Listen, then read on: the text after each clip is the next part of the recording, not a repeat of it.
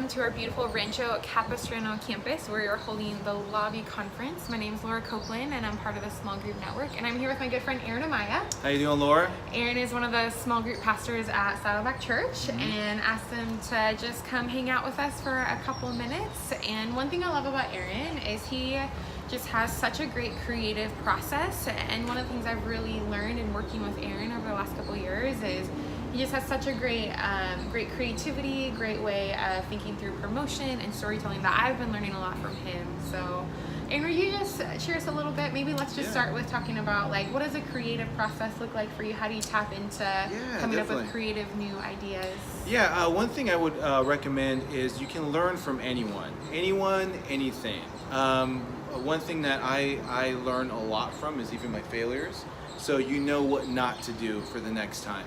And just always keep in mind that what works for one ministry may not work for you. It doesn't necessarily mean that, you know, just because it works at this place, it's going to work for your community and your people.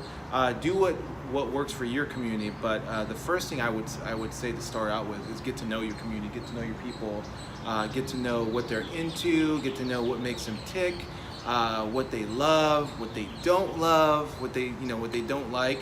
Obviously, you're not going to have a small group gathering with a bunch of, like, you know, cool desserts when everyone is, vegan or something like that, or, you know, or don't eat sugar, I guess. So, so.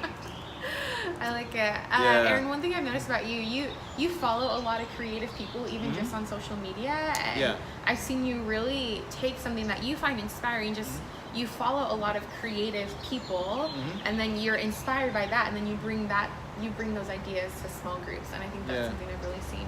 Oh, thanks. Yeah, and like I mentioned earlier, you can learn from anybody, from musicians to production, production crews, to other churches, to other brands.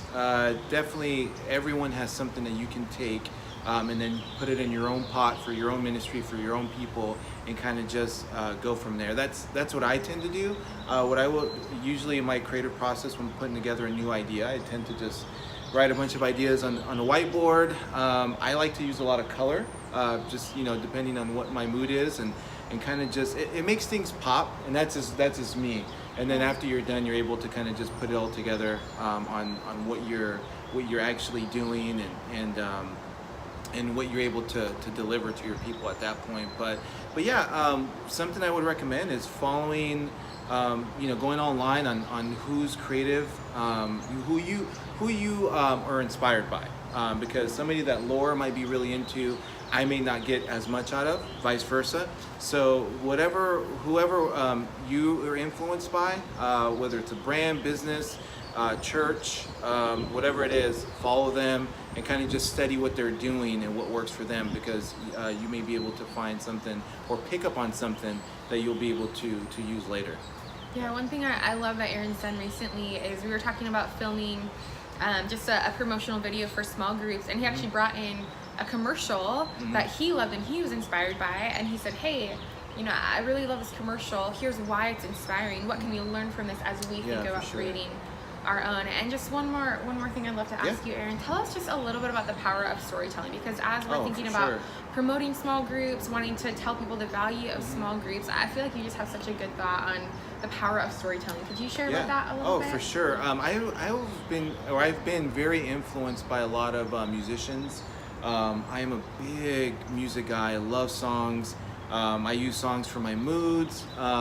If depending on where my mood is that day, if it's going to be a rock day, a hip hop day, classical day, even if I'm just hanging out. Classical days? Oh yeah, for sure. Yeah, jazz even too. But yeah, influence comes from everywhere. So just remember that.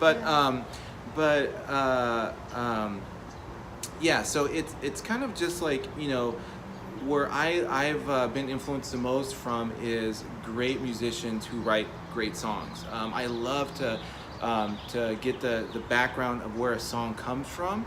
I know they don't do this anymore. For those for those who may be a little older, you'll get this.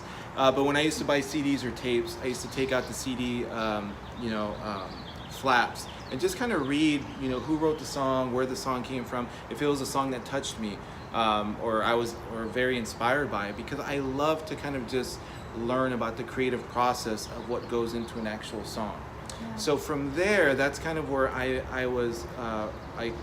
came to find how powerful storytelling is, because a song, whether it's a book, whether it's a great communicator, once you are lost into what they're talking about and they take you somewhere, there's nothing more powerful than that.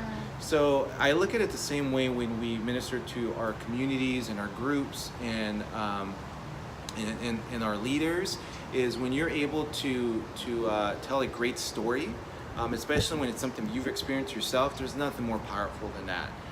And of course, we have the greatest story that we are able to tell, and how it's influenced us and how it's infused in our leadership and what we do. So, I will always say that never second guess or never doubt a great story, because a great story can move anyone to do anything. So, yeah, that's awesome. I love it. One of the things that we do on small group team meetings is we'll just have times where we say, man, what stories have you been hearing lately? And so what that does is it reinforces for us, as we're at events, as we're at church on the patio, that we are constantly looking, hey, tell me your story. Tell me the story of your small group. And then we've created a story capturing culture, which then allows us to be a storytelling culture. And so that's been a really cool thing. So Aaron, just so appreciate you taking the time to be with us. Thanks for today. having me. Any last thoughts that you want to encourage some small group people with? I would just say never sign yourself off as non-creative, because I hear that a lot from people is, I'm not creative. I totally get it. Everyone is creative in their own way. Like I said earlier, Laura knows far more than I do in a specific field, vice versa, and other people that you talk to. The first thing I would start with is, like Laura said, when you meet somebody, a leader or volunteer, what is your story? Tell me about your story. Tell me about yourself. Tell me what brought you to this place, because you can get inspired from anywhere. So I would say that is, like, everyone is creative in their own way. It's just being available to make sure just make sure you're available, I guess, to allow God to inspire you to be creative. Yeah. Awesome. Well, thanks so much, Aaron, and thanks to you for joining us for a couple minutes. Again, we are at the Lobby Conference down in sunny Southern California, and if you weren't with us this year, we hope that you will join us next year. We'll see you around.